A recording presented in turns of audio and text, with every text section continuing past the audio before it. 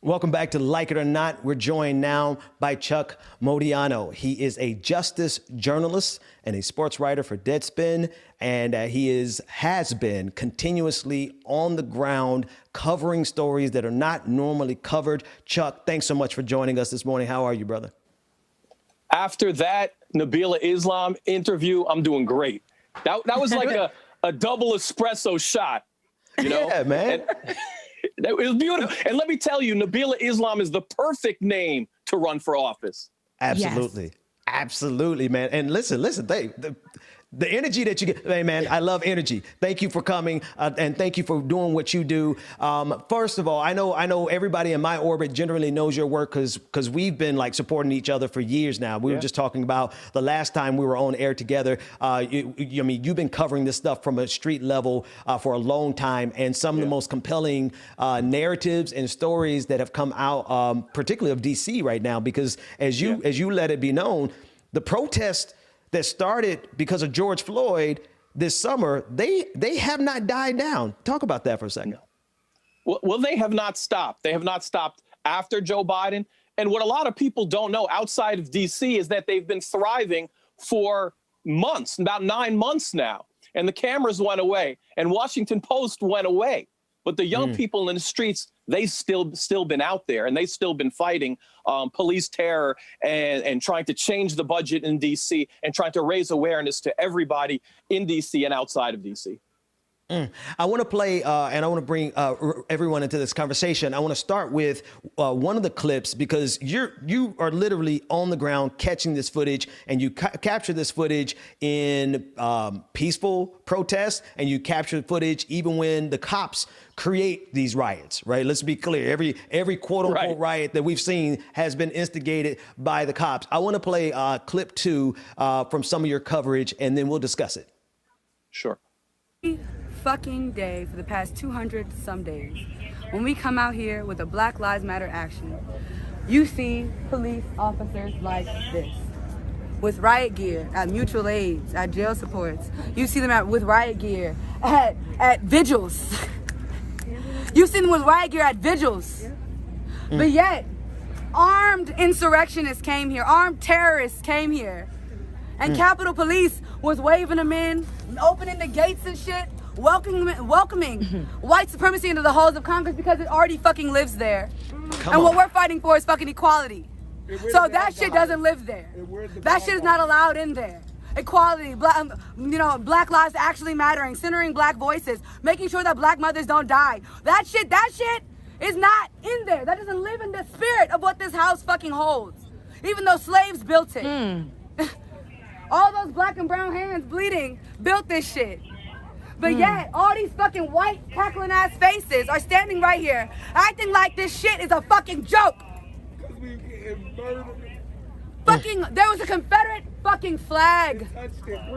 And a fucking Nazi flag, a don't tread on me flag. 3%ers and actual white supremacists in the halls of Congress. We wanted to put banners on the fence. And this is the shit that we are dealing with. Anti-fascist banners. And this is the shit that we are dealing with. We can no longer say that fascism is not a part of who America is. It is America, boo. This is America. You see her. Breathing. This is the America that Black people have always lived in. This is not something new. This is not something out of the ordinary. This is, and to suggest otherwise is ahistorical. There have been other insurrections before this one. So please understand that the white supremacists will continue to try to overthrow as long as we try to get fucking equality. But motherfuckers like them help them win. And the reason why they are not stopping them, the reason why Congress is not stopping them is because when you uphold white supremacy, it doesn't threaten their power. But when you try to dismantle it, it sure the fuck does. Talk about it. Yeah. I'm fucking tired. I'm fucking... Ooh, Man. I felt that. I felt that. Tell us about that, sister. Tell us about that moment. Whew. Well, I mean, it's amazing. I mean, I probably interviewed Ariana maybe 20 times over the summer. She's like so many amazing people. Like, how do you summarize it better than how she summarized it? It's impossible. And, you know, it's interesting. When John Lewis dies, we celebrate the John Lewis as we should. When a Fred Hampton movie comes out, we celebrate Fred Hampton as we should. And yet I see John Lewis's, Fred Hampton's, Ella Baker's, Fannie Lou Hamer's in the street every day in D.C. fighting for their lives. And we ignore them. Washington Post, nowhere to be found, the biggest paper. They have all the resources in the world.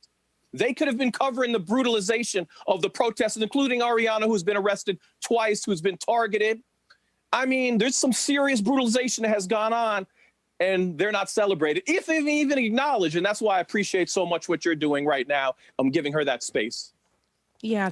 And Chuck, it's interesting to see that you've been covering this along with other things, but in merging all of those things together, like sports, and then getting out here on the streets to get these kind of stories out. And like you said, it's up to us, the people who have access to media, who have platforms, to shine a light on the Fannie Lou Hamers in the street, on the John Lewises, on the Martin Luther King Jr.'s. That's up to us. But how are you able to even tie that in together and stand in this moment and be a light and a pillar also in social justice? Yeah.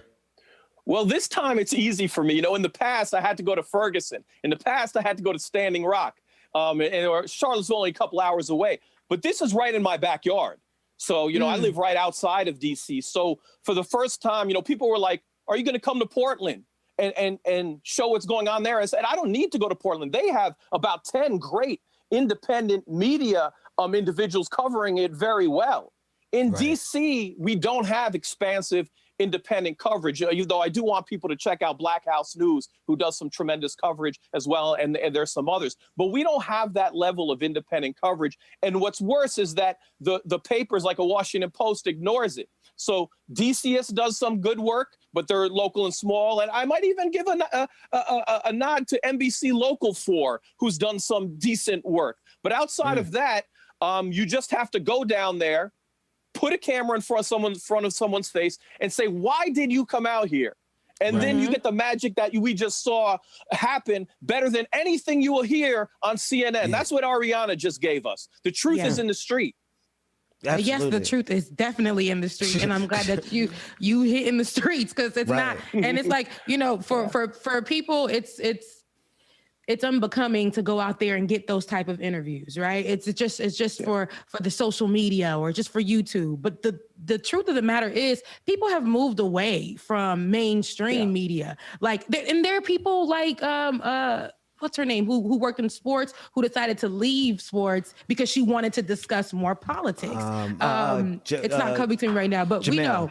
Yes, Jamel Hill. For her to leave that and go out because she wanted to go into politics a bit more in depth, and she had to leave the mainstream to go into the social media platforms, because that's the new thing. We are not going to be capping voices, and you're showing that we got to get to the streets, because the people. Hearing from the people first is what really matters. And I thank you. I thank you a million times, Chuck, for going out there and getting the magic that you got. But not only is it magic, it's truth. It's authentic. It's truth. It's relatable. So Speaking, let's watch this next clip. Play clip 8, because I think this one is impactful as well. Being at least a good 100 of Proud Boys. So as we were walking to our vehicles, they came and flooded the streets that we were walking on, and literally surrounded. They had came out and started arguing with us and yelling and everything else. So there was 2 black women that were with me, who were out protecting Black Lives Matter Plaza with me, who they really harped in on, even though I was standing there. I had one Proud Boy come up to me and tell me, he had his hand in his pocket, and I was like, whoa, what you have? He was like, something. He said, I got something to take every single one of y'all out, and it's gonna be my goal to take at least as many of y'all out as I can. He was like, y'all gonna die today. And I looked at him and was like, yo, you're talking about murder. You're talking about murder. And someone came up behind and was like, yeah, we'll take every single one of you out. And it was at that moment I knew, I was like, I'm gonna have to fight for my life to get out of here. That you caught on camera punching me came up to me, he pushed me, I pushed him back off of me, and he followed up with a punch. I was lucky enough to see the punch coming, so I was able to move back a little bit, but not enough that he still hit me. I'm grateful that I moved back, because I definitely would have been knocked out, because he used all his might. literally everything in him, he used to throw that punch.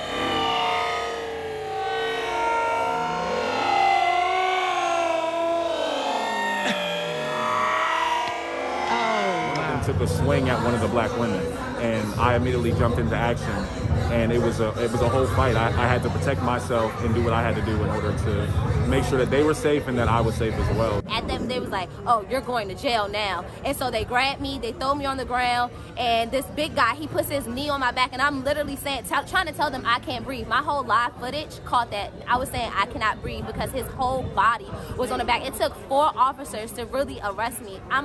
You see how small I am? I was running tiny. to save myself, and I got arrested.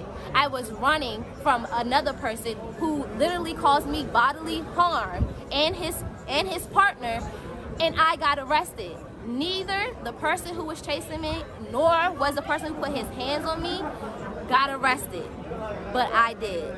That's our system. It is our system. I got nothing, Chuck. Talk to us about that, man. I mean, that's our system.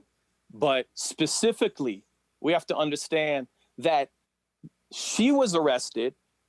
The other gentleman you saw was arrested, and the Proud Boys weren't arrested. And the next part of my video that you don't see there is police standing over the Proud Boys who were assaulting and just let them walk away.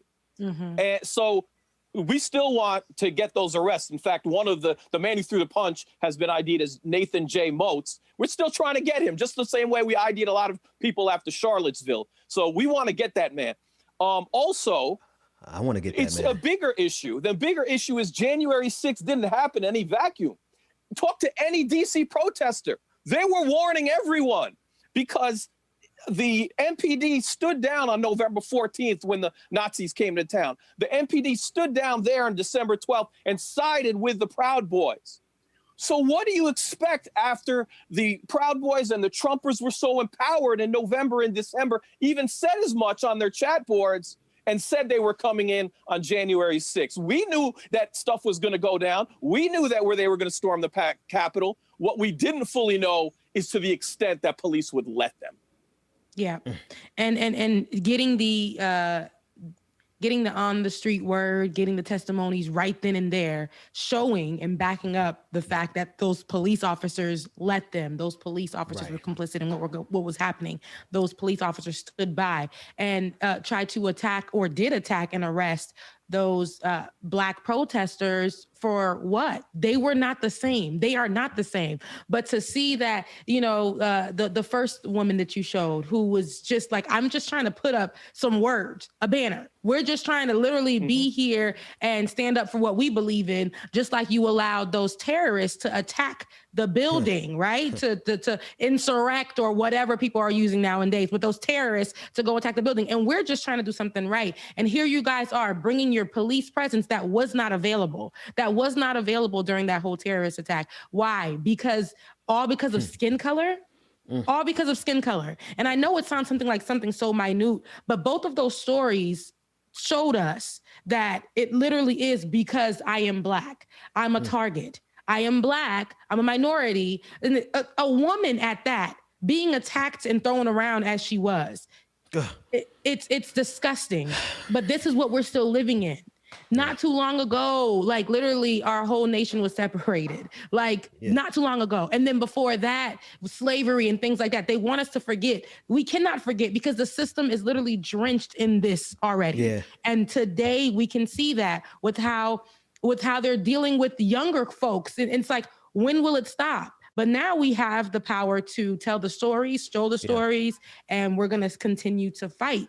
The passion that you have when you speak about it shows. And the passion that these younger folks have that are out there right now, it shows. And I'm glad that we can share our stories thanks to you. So, yeah. Let's get one more clip in, Chuck, because let's run that. I think it's clip 10. These clips are getting me fired up. It's cool, but it ain't that cool because there was a lot of people out here, but I ain't seen none of these people out here when we needed support. We was out here on the same plaza getting shot at with tear gas, rubber bullets and all that, pepper spray and whatever. It didn't have this many people out here. But now, this joint was filled. This joint was filled all the way up to like damn near way down the DuPont Circle filled up. But we ain't never had that many people out here. We ain't never had any people out there protesting with us. Except for that little one first weekend. That's it. And you were, let folks know, you were living in tents for weeks or months, right? Yeah, we was occupying this space. Yeah, we occupied it for it was like 60 days straight. We occupied this space. Black Lives Matter Plaza, yeah. It was a lot. And what do people need to know about that time?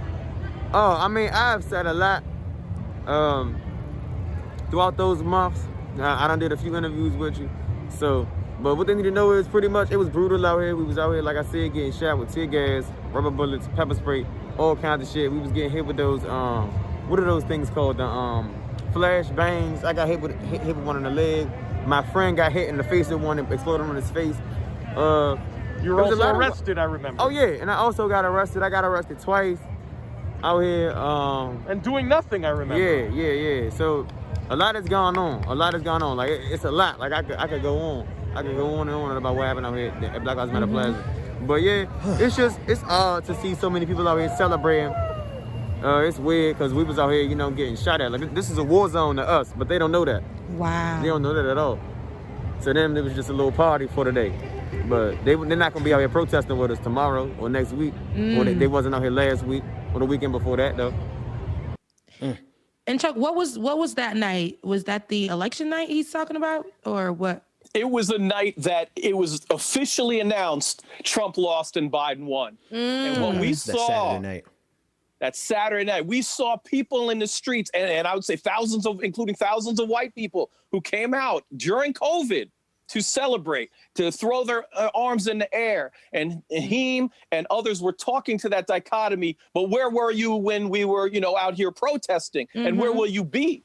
And 1 week later, the Proud Boys were in town to brutalize, and that crowd was not there, including amidst very misguided calls with white people with very large platforms to stand down, who never spoke to any organizers in D.C. So a lot of people have felt abandoned since that time, seeing those numbers. Hang on, let me make sure I heard you correctly. You said that there were calls from people with large platforms to tell the protesters to stand down. Did I hear that right? You heard that absolutely. Yes, you heard that right. People with million followings who had no they had no connection to the organizers, and they used their platform. They said, stay away. They said the Nazis will go away on their own by osmosis. Don't give them the oxygen that they want, quote unquote. And what happened is they got so much oxygen that they stabbed people on November 14th. They beat people in December 12th. They tore down Black Lives Matter signs throughout the city. As my friend Black House News says, they made it a sundown town in D.C., and that led up and empowered them to January 6th. So when people talk about what protesters should do and how they should respond to Nazis, they need to talk to local organizers first. Yes. Yes.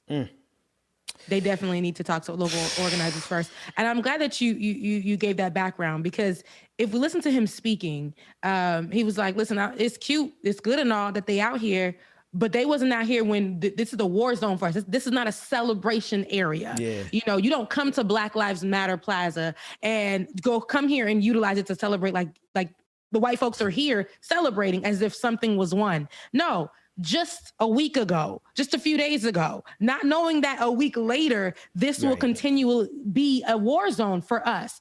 I have bullets. I've been arrested here. This is not a celebratory area. None of you guys fought with us. You fought maybe a day or two and left us for dead because you guys can't handle it and you don't understand what it's like to be Black in America. But you do. In one, that means everything is good. It's not good for us. People still look at us like we are, that we're inferior. We're Black. We don't deserve anything. Chuck, real quick, man.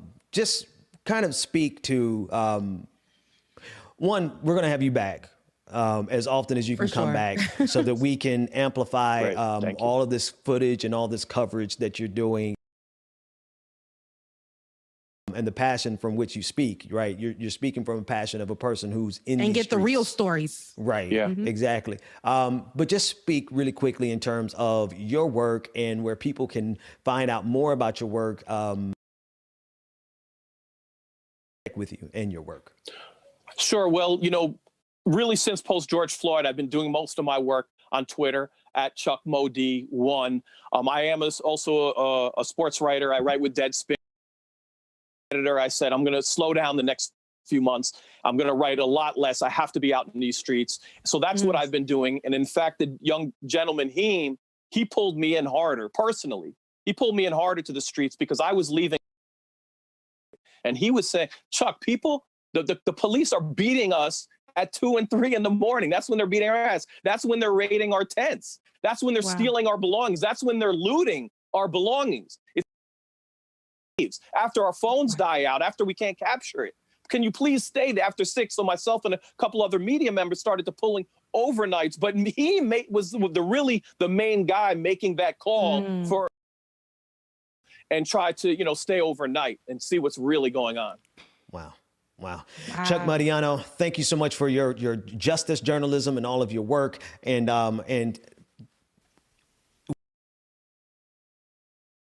come back because we want to hear your voice as well as all the people that you're covering as often as we can. Thank you so much. Thank you both.